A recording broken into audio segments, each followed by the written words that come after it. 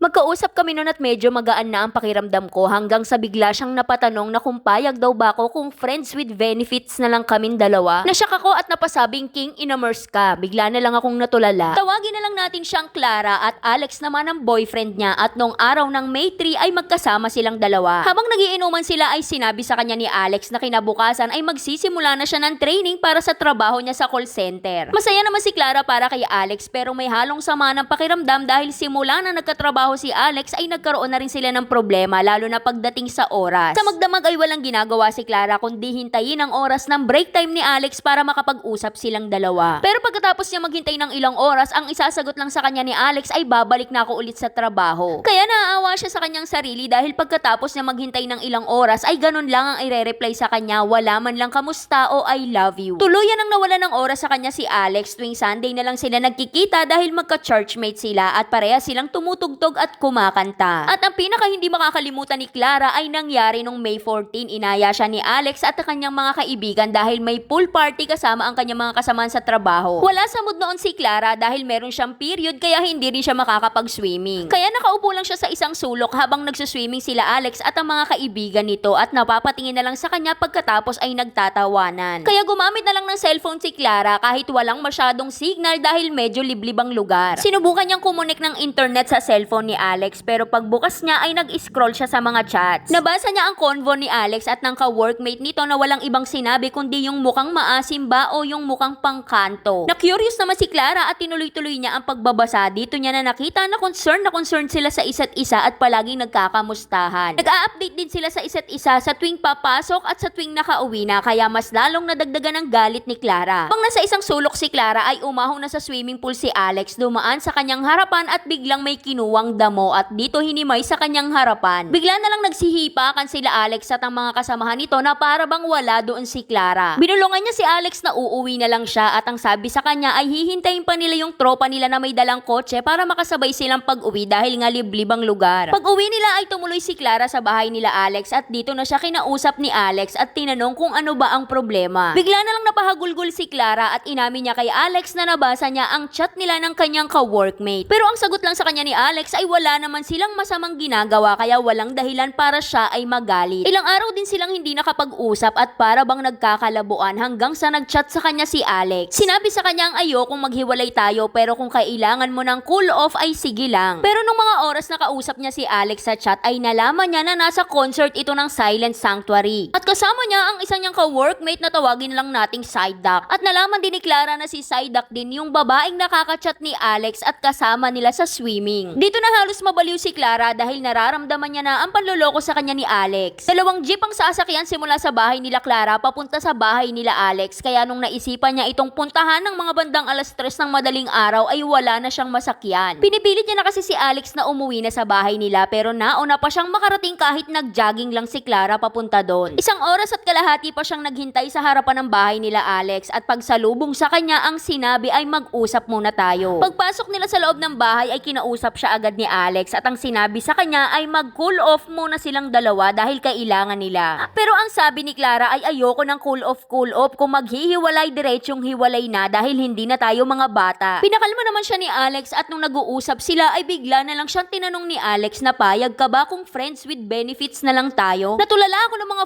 5 seconds at pumasok na lang ako sa kwarto niya para kunin ang mga gamit na naiwan ko. At sinabi ko sa kanya na king inamers ka dahil buong pamilya ko ay kinalabang ko para sa'yo dahil mahal na mahal kita. Sa ngayon po ay okay na kami ni Alex, may baby girl na po kami kaya grabe yung sakit ng time na yon dahil hindi ko alam na buntis na pala ako. Gusto ko lang i-share ang kwento ko para mabigyan nyo rin ako ng payo. Hanggang ngayon po ay hindi pa rin ako nakaka-move on dahil parang kahapon lang nangyari ang lahat. Palagi ko rin pong ini-stalk yung babae dahil hindi naman siya maganda kaya bakit? Hanggang dito na lang Ate Charis. At dahil dyan actually nagulat ako sa ending dahil akala ko talaga maghihiwalay na kayo pero hindi pala. At kung hihingi ka naman ng advice. Total naman nagsasama na ata kayo at may anak na kayong dalawa, mag-move on ka na. At hindi mo magagawa yun kung patuloy mo parang i-stalk si ate girl kasi lalo ka lang manggigigil sa tuwing makikita mo yung pagmumukha niya. Baka kasi hindi mo patuluyang na forgive si Alex kaya medyo mabigat pa rin sa pakiramdam mo hanggang ngayon. Ito yung palagi kong binabanggit na pag nagbigay ka ng pagpapatawad sa isang tao, hindi naman ibig sabihin no na mababaliwala na yung kasalanan nila sa atin. Kundi ang pagpapatawad ay para sa sarili natin yan, para sa sarili nating kapayapaan. Kaya yun lang may papayo ko, patawaran mo na ng tuluyan si Alex para sa maayos niyong pagsasama at i-block mo na si Ateng. At para sa mga gustong sumulat, dito lang po yan sa ating Facebook page na Saycarp. Huwag kalimutan mag-follow para updated ka everyday. Kaya yun lang. Like and share para alam mo kung ano alam namin bukas. Bye-bye!